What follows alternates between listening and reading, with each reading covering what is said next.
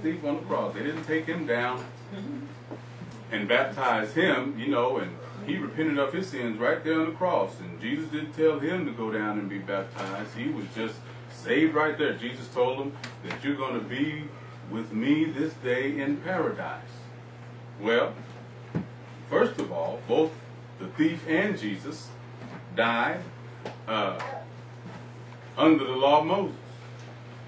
Under the law of Moses, where there was no tenet in the law of Moses, where baptism was a condition of salvation.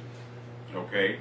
And the covenant of Christ, which came into the effect after the death, the burial, and the resurrection, Hebrews chapter 9 and verse number 16 and 17, the covenant of Christ came into effect after the death, burial, and resurrection. That is when the commandment for baptism is given. Remember, this is what we just said. After Jesus' resurrection is when the baptism for the remission of sins is given by Jesus Christ. He said, then, he said, all authority in heaven and earth is given unto me. Then, right? Because he's resurrected from the grave. And it says in Hebrews 9, 16 and 17, anybody have that? What does it say? For with the testament, is there must also be of necessity, be the death of the testator.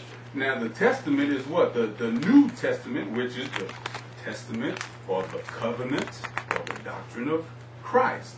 And if Christ is going to institute his testament, he has to first what? It says right here.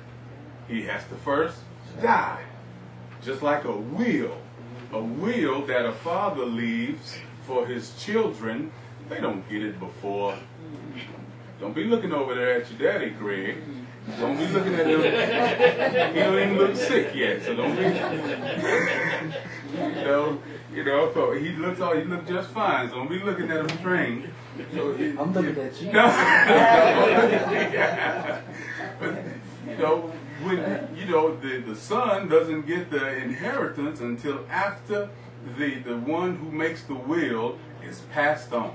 So the covenant that the thief on the cross died under was the covenant of Moses. Okay, and so he wasn't going to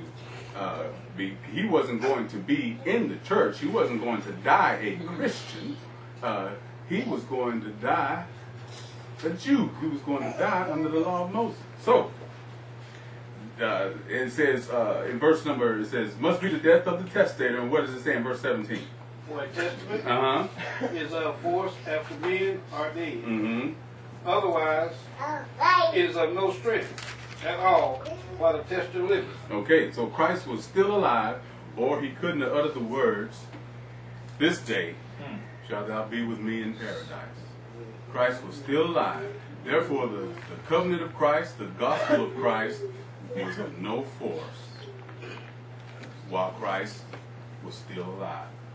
It wasn't until he had died, was buried, and rose again that his gospel, his covenant, his testament came into force, and that's when he said, to enter into covenant with me and get fellowship with my Father, you must believe the gospel, you must be baptized for the remission of your sins. This is what he said. So we can't go back to the thief on the cross and say, well, the thief on the cross wasn't baptized.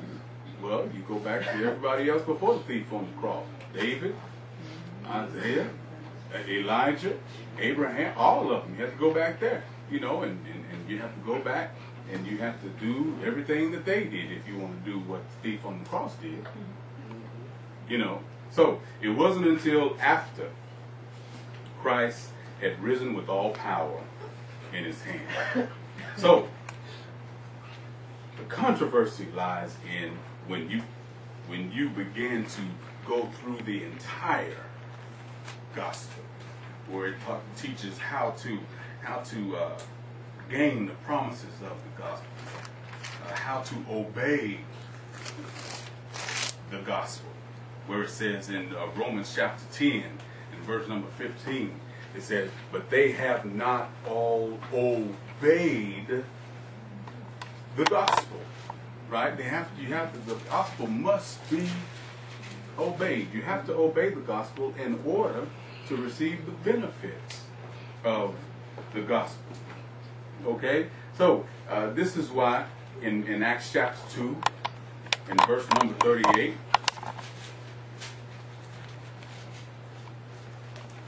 when the Apostle Peter stood up on the day of Pentecost